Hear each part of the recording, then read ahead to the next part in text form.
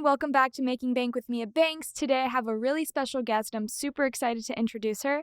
Her name is Florence Ann. Florence is the vice president at Yakety Yak, which is a full-service digital agency marketing company. Last year, she sold her digital content agency, Kindred Content, to Yakety Yak. Florence earned her Bachelor of Science in Performance Theater from Bradley University. She's also the author and has her own YouTube channel called WindyCity Nanny, and she's on the board of a nonprofit called Female Strong. Hi, Florence. Welcome to my podcast. Thank you for having me. I'm thrilled to be here. Thank you for such a lovely introduction. Oh, of course. Hopefully, I got it right. Oh my gosh, beautiful. I'm flattered. Awesome. Yeah. So, you've had a really impressive entrepreneurial background. How did you begin your career and how did you evolve with all your different business interests? Gosh, I feel like when I look back on it all, I'm not exactly sure how I did what I did, but you don't really overthink it. I think that's my best advice there. You kind of just do as your gut tells you to do, as your mind, as your heart does. I had started out, actually, you had mentioned, as a performance theater major, thinking I was going to go that route in life, and I didn't. Instead, I ended up working. My one of my first big jobs was working for a school for autism, and I was doing donor relations for them. And at the same time I was doing that, my dad, who had been in retirement for many, many years, had started this company.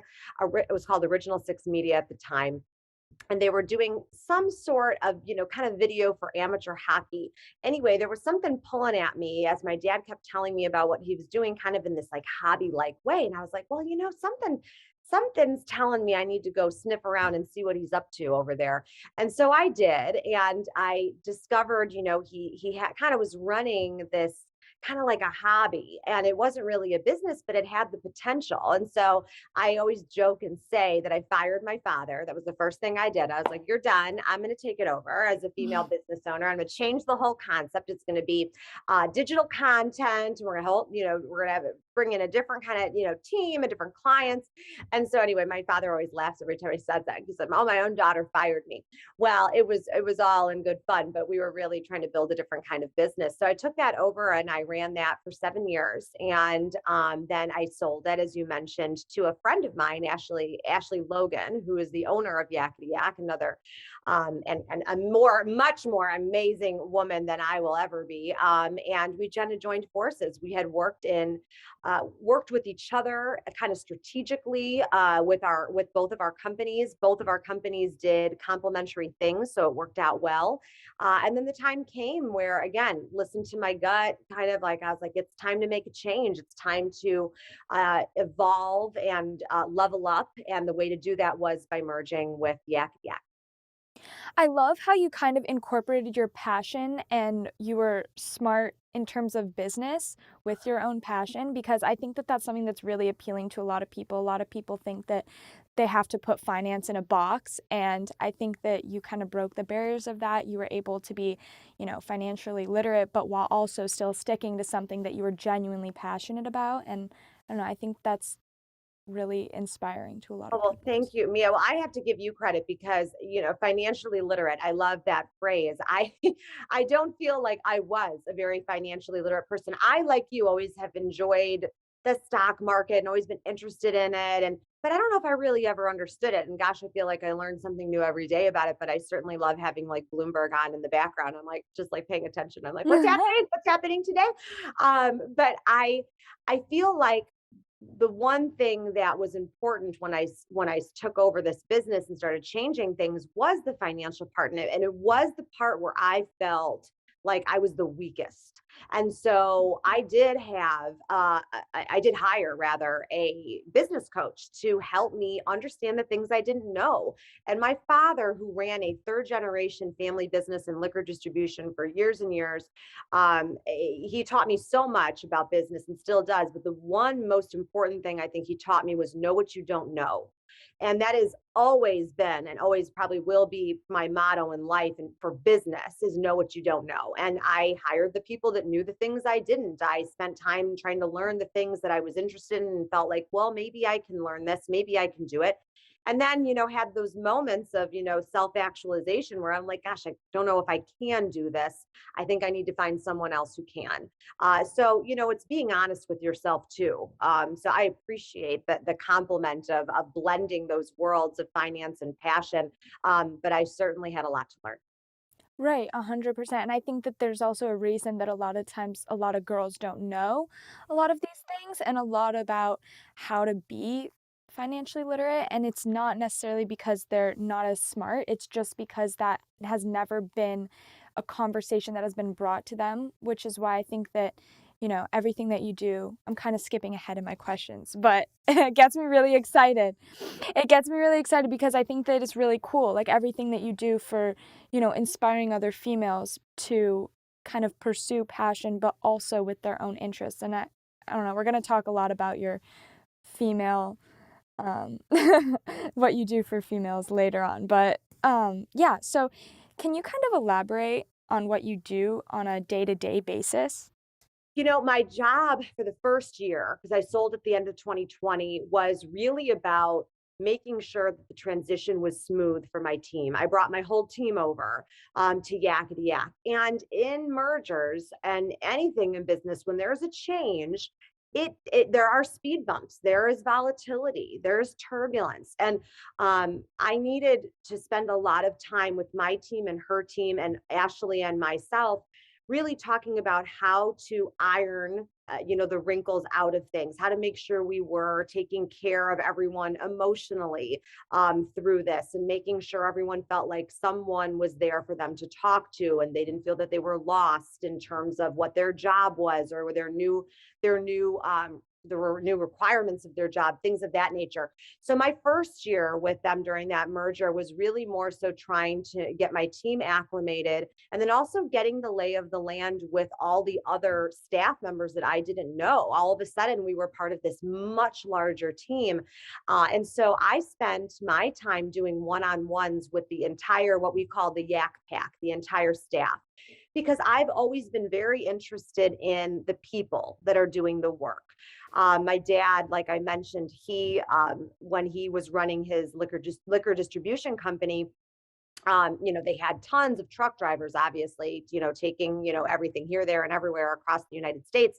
And my dad, when I was a young girl, I remember him going at night back to work because he would go talk to all the truckers as they were loading up all the booze on the trucks, to ask them how they felt about how things were going, what they needed, how they were feeling about their job.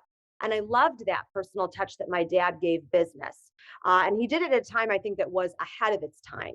So with my company, I always made sure it was people first, and so I wanted to bring that same culture to Yakety Yak. So I spent a lot of time getting to know all the staff members and then kind of being that emotional connection for them.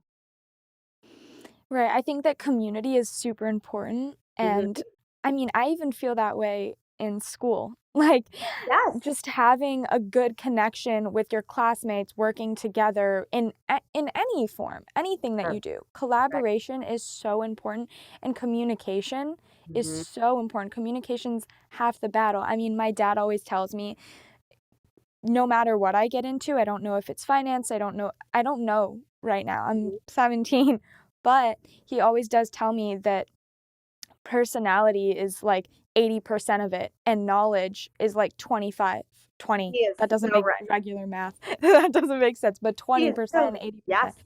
And Totally right. I think that that's really important. That's really stuck with me. Just being able to communicate and make people feel good, make people confident, make them feel like everything that they're talking about is important and it makes sense because it builds confidence. Confidence is one of my most important things in life. I feel like it's so important. That's what I strive to have. I'm not there yet, but I'm trying. You are a pretty confident girl at 17 with this Thank you. podcast, honey. I think you're doing just fine. But confidence, Yeah. I'll tell you, is something that even here, I'm 36 years old. I don't think we ever stop learning about it. And I don't think you ever should stop learning about confidence and growing that within yourself and learning how to inspire others. And that's also so important too. How to inspire others through confidence and making sure you build them up and make them feel special, like you said. but don't feel bad about, working on it, because I still am. And I think my mom would tell you at 62, she's still working on it. And I think my Nana, who passed away when she was almost 95, I think she would have told you she was still working on her confidence. So I think it's an evolution, and I think we should all be very cognizant of it like you are, and talk about it like you are. And I think that's really brave. Right. And kind of building on that confidence train, I think that a lot of it comes from, like we had said, conversation. Mhm. But a lot of times, in terms of in the business sphere, conversation regarding business isn't oftentimes had amongst women, Mhm. and especially young women. So, how would you kind of inspire girls to get more confident in that sphere? Like, what would you say to them to become more confident? Well, I think the reason we don't speak up a lot of the time is because we don't feel that we have anything to add to the conversation, or we don't feel like we're an expert enough in the field to be able to add Mm, anything. And I've always been pretty verbose. I've always been, kind of, the girl that always kind of wants to talk to everybody in the room and curious about people. So I was never a wallflower.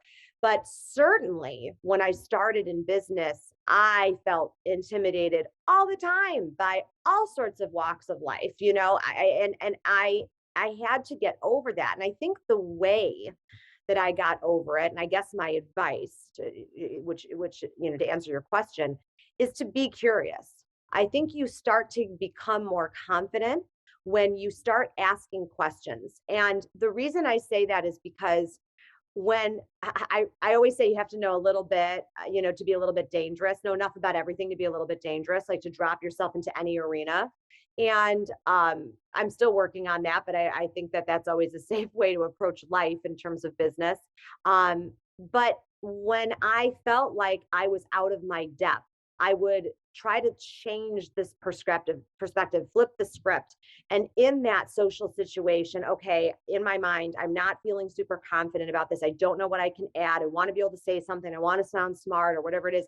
I would just start asking the people that I was intimidated by questions to get to know them, get to know their business, or get to know just who they are as a person. What are their pearls of wisdom? What do they do for fun? What's their highest high, in business? What did they learn?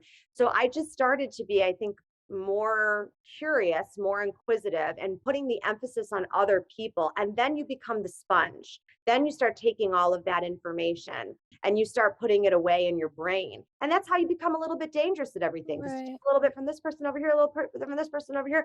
And now all of a sudden you start to gain that confidence because you kind of have this labyrinth of information and experience to pull from. So ask questions. That's my short answer.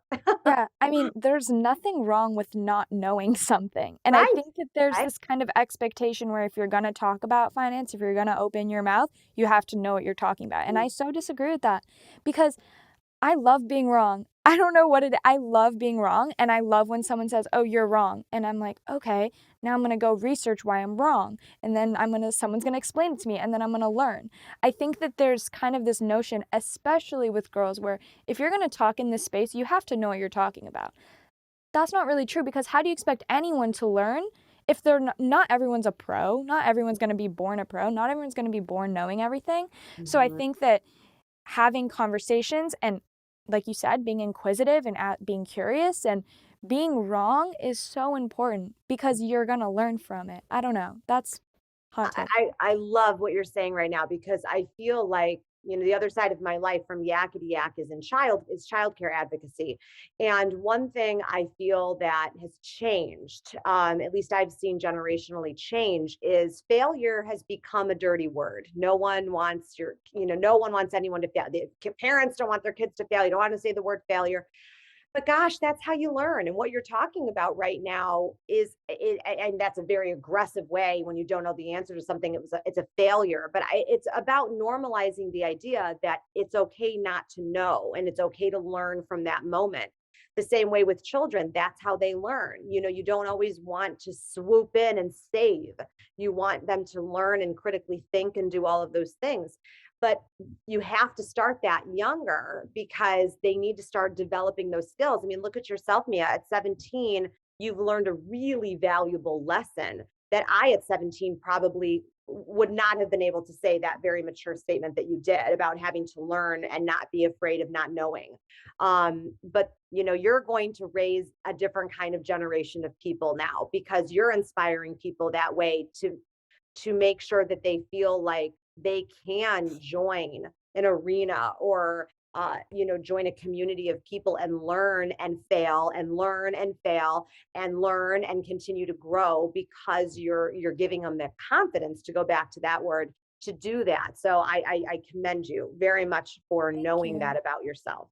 Yeah, just knowing that there's room for you. You're never too dumb to listen and learn. I mean, Ex- that's impossible. It's right. really like you're never too dumb to learn about something. That's how you get smart. So, I don't know. True. Yeah. So, I'm going to shift gears a little bit. In your LinkedIn profile, you had mentioned that you drew upon your background in theater and in philanthropy to your clients to ensure that your clients forge emotional connections with their customers. Can you elaborate a little bit on why you think that that's so important? Because that interests me a lot.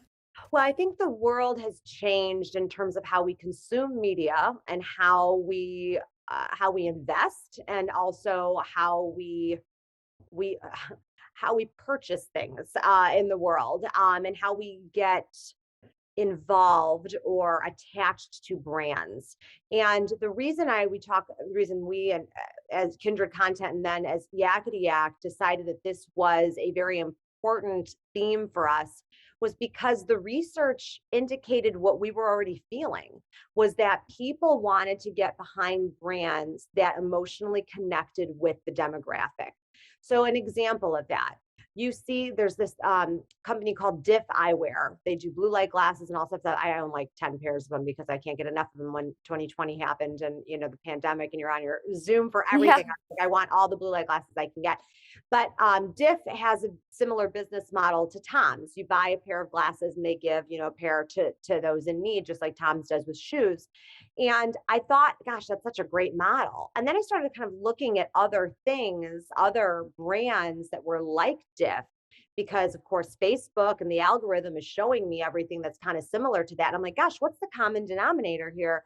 It's all brands that give back in some sort of way. And then I started to think, and Ashley did too. And this was before we started working together, really. And we were both kind of doing this, writing kind of, parallel lines here. Started thinking, gosh, maybe that's the way to work with businesses now, is to really punch up the idea that your consumer wants to know who you are inside, what you stand for, what's your value system. And so that's how we started looking at businesses, and we started approaching businesses that we felt were doing a really good job with this narrative. And so when we started doing that research, we were shocked to find that like law firms actually were doing like unbelievable give back. And you wouldn't think that a law firm so corporate was doing that, but then also gave us a chance to teach corporate America that this is how you need to pivot in order to start growing your audience more. If that's really what you want to do, you want to continue moving forward. So it married all the things that I love. It was philanthropy and it was business. And I always thought that you had to keep kind of your personal feelings or emotion out of business. And I guess in some circumstances you do, but in this circumstance, no. In this circumstance, we want to see the heart behind the matter. And I think that was a game changer for us. Yeah, I mean, that's what makes something so successful is because of your passion behind it. And I think that you can't, I mean, that's why I think female-owned businesses are so important Mhm. because it goes back to your roots and what led you to make this business, what Right, made you to create this company, and a right, lot of it is your personal background. right. That's what leads you to make a successful company, and a lot of your who you are is reflective in your business. So I think that Absolutely. that's I don't know, I think that's something that shouldn't be silenced. I think it should honestly just be celebrated. I agree. Um, Yeah, so let's talk a little bit about your YouTube channel Okay. called WindyCity Nanny. So I understand that you were a nanny for 15 years and you wrote a book about it. Can you just explain a little bit about Sure. all of that? That's so cool. Sure. So, at the same time that I started Kindred Content, I decided that that was a good time to write a book too. And I don't, I guess I heard someone say once, if you want something done, ask a busy person. And so maybe I felt that way then. I was like, I'll just do everything at one time because I'm focused. But I had retired from being a nanny, and I wanted to stay connected to families somehow and children somehow and still advocate, but I didn't know exactly how I wanted to do it. And then I thought about the idea of what's going on with the environment of childcare. And at the time, there was this crazy statistic, which has only gone up, that over 64% of families in America had a nanny or a daycare or a childcare provider of some kind. Over 64%, man, that's a big number. And so I said to myself, gosh, this is not a trend. This is part of our culture now, and we need to pay attention to it from the child's perspective too, very most importantly. So I wanted to write a book from the child's perspective to explain to a child why they were having a nanny in their life, or why they were going to daycare, or why someone other than their parents were taking care of them. So that's where Nanny and Me came from, told from the child's perspective. All the content in it is based on real life experiences I had as a nanny. The little girl and the little boy that are on the cover were drawn in the likeness of me and my baby brother. So like little personal touches there. And then from there, I started really being able to do a lot of media, and that helped, really get the word out there about what was going on in childcare. Uh, and then after that, I decided, okay, I'll write another book at some point. So my second book is coming out next February, but it is not a children's book this time. This time, I'm writing a book about the village. That saying, "It takes a village to raise a child." I decided I wanted to slash that thing in half to say it takes a village, and really find the directions to the village, because I feel that's parents' number one complaint, is not knowing who the village is, how to find them. And so I wanted to write a book that explained how you build villages, and that just because you don't have children, it doesn't mean you don't deserve a village. So it's the idea of building community, and how do you do that in life in all the different variations.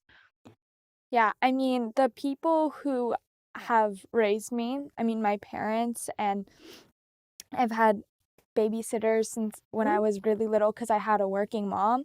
Mm-hmm. It really becomes like a family dynamic. And I mean, my nanny, Donna, from when I was a baby, taught me Polish, and she was a teacher in Poland, so she taught me Polish, and that has impacted my life. That has impacted me so much throughout my entire life.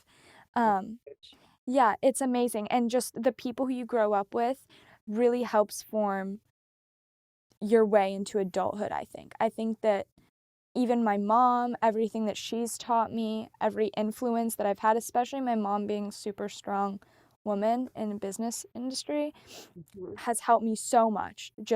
And that's what I want to do here, just because sometimes a lot of people don't have that.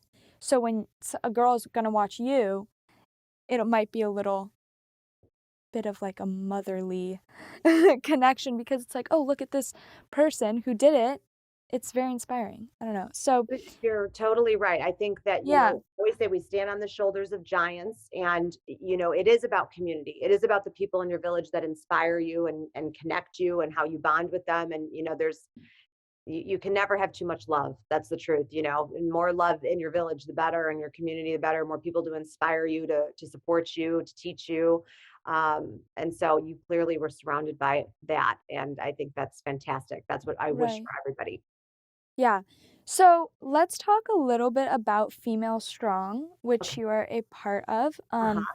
If you don't know, Female Strong is a nonprofit organization that helps females get into the business industry. So I was wondering if you could talk a little bit about that and what brought so many women together to kind of create Female Strong and your part in it, and why you think it's so amazing. Just Tell us everything. Oh, Emily Smith, who's the president, is one of my very best friends. And we became friends through business. Actually, we met through NABO, which is the National Association of Women Business Owners. She's a killer real estate gal, and I just love her. And she and another gal were the co-founders. And she just started talking to me about, this about Female Strong and what it does. And I was like, oh my gosh, who doesn't want to be involved in that? That's the next generation. That's what we need to invest in. So one of my favorite programs that Female Strong is the Young Entrepreneurs Academy. And it's fun because it's kind of like a mini Shark Tank at the end of the year, because all of these girls pitch their businesses to us, and then they actually get funding to actually start their businesses. And it's so cool. And it's from grammar school to high school. And you just cannot believe the talent and the creativity. And it just gives you hope. It truly gives you hope that the next generation is coming up, and they are ready, and they are hungry, and they are kind, and they are empathetic, and they are smart and savvy. And I'm just so impressed with what this organization does, making sure that they put the funds and they put the time behind these girls, who, many of them, if they were not involved in this organization and this nonprofit, would never have the opportunity to be seen. And that, I think, for everyone in life, to be seen, to be heard, to be understood is so important. And that's what these volunteers do every single day with these incredible young women. They make them seen, heard, and understood. So I'm honored to be a very, very small part of it compared to what other people do. So, my last question for you is, why do you think having female representation in this business industry is super important? Because to me, it's really important, and I just always talk about it, but I want to hear what it means to you. Well, Mia, I know you know this statistic that they say that women make better investors, Right. right? And so, I think there's lots of reasons why it's important to have women at the table. Um, but I think it's mostly important to have women at the table because that's the right thing to do. That might sound simple, but it's the right thing to do. We should all Right. have equal representation at that table. And yes, we need to close that pay gap and do things like that. And we have work to do. Of course, we're always going to have work to do. But I suppose what I want to say about women today is I'm just always proud. I'm always proud of what I see around me, inspired, what I see around me. And for those that don't make me feel prideful to be a woman, or those that don't inspire me, it's time for someone to swoop in and show the path to those women who need to be corrected, or who need to be enlightened, perhaps, because we should all be here to support each other. And sometimes that's hard to do, because there's that competitive edge, or you feel like it's too cutthroat, or whatever the case may be. But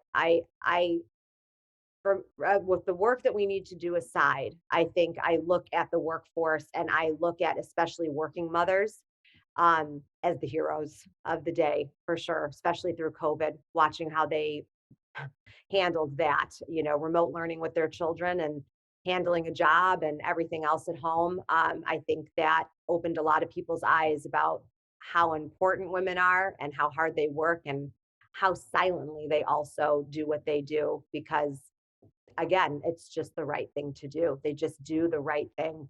So I think we just need to all do the right thing and just give everyone an opportunity. Well, thank you so much, Florence. It was so nice hearing your insight. You put a lot of things into words that I probably couldn't. So I really appreciate that. And coming from someone who's experienced as much as you and has had so many different walks of life, I feel like you've done so many different things. It's just really inspiring. And I think you inspired a lot of people today. So thank you so much. Really appreciate it. Thank you, Mia. I appreciate you. I can't wait to see the places you'll go. Oh my gosh, I will be watching with a front row seat. Thank you so much.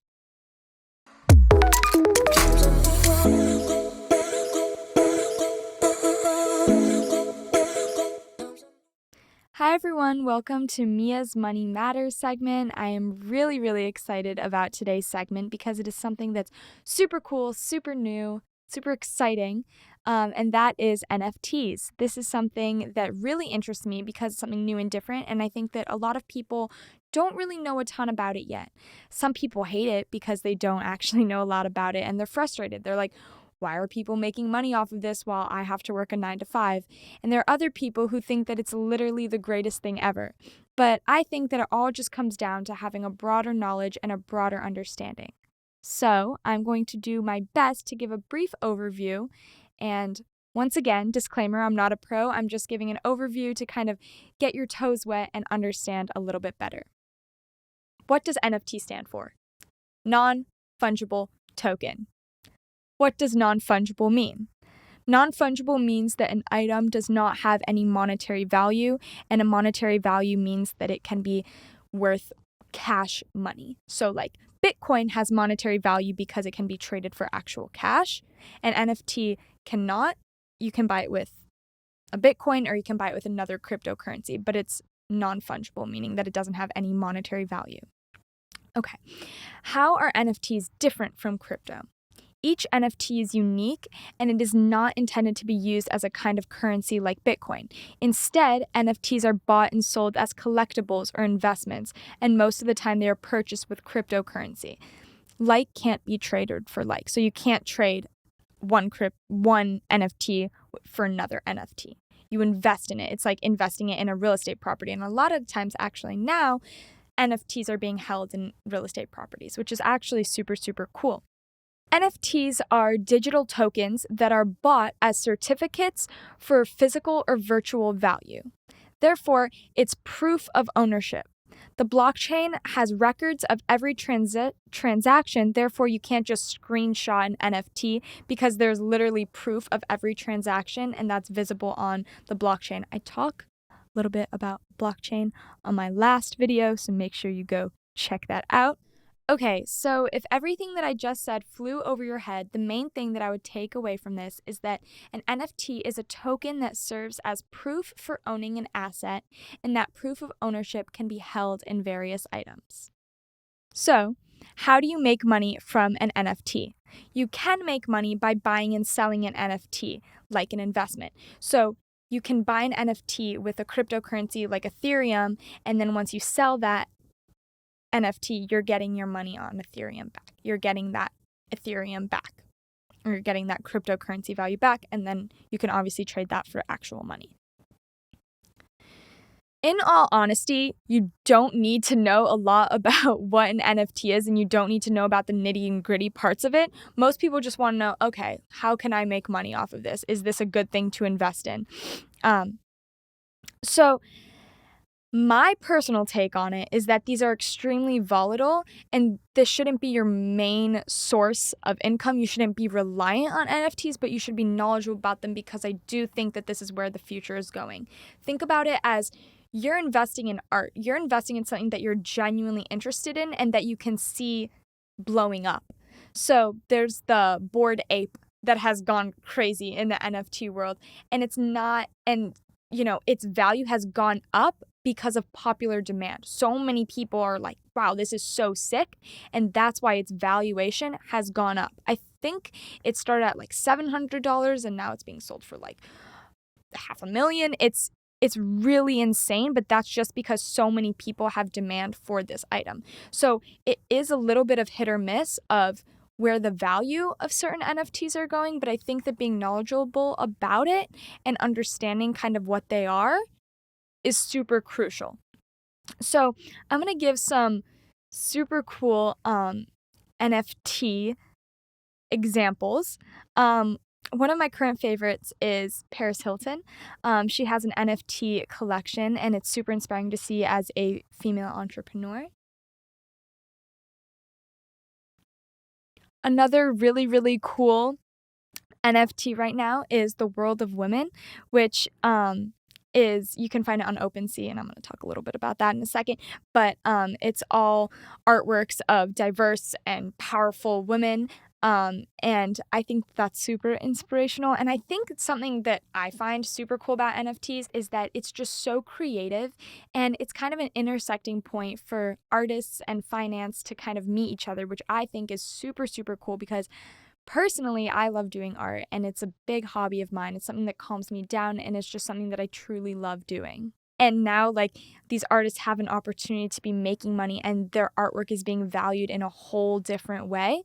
And the artists themselves can actually make royalties based on how many people are buying and selling their NFTs. By every person that's doing that, they're making a royalty. So it's giving the artists a new opportunity for getting their art valued higher. Their art is being put out in a way that has never been seen before, which I think is super important because a lot of times artists don't get enough credit, and this is giving them another platform to kind of get that credit. So, how to buy and invest in this is a little bit tricky. I'm going to give the overall view of it, and then again, you can always look up like step-by-step videos, but here's basically what you're going to want to do. You're going to want to open a crypto wallet. And then you're going to need to buy cryptos before you can buy an NFT. So I would suggest buying Ethereum because that is what most NFTs are bought with. And you can use that crypto, like Ethereum, to purchase an NFT. And you can purchase it on sites like OpenSea, Rarible, Super Rare, and Mintable. And then you can buy and trade your NFTs. So, my main tip with NFTs, cryptocurrencies, and with other investments is to really just spend time researching it and focusing on understanding as much as you can. That's how you get to become knowledgeable about it. This can be super overwhelming, but the more time you spend just sitting at your computer, researching as much as you can, you're going to become more knowledgeable. It's literally just time.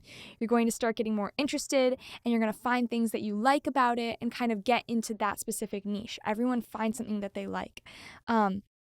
So I'd really stress that more than anything.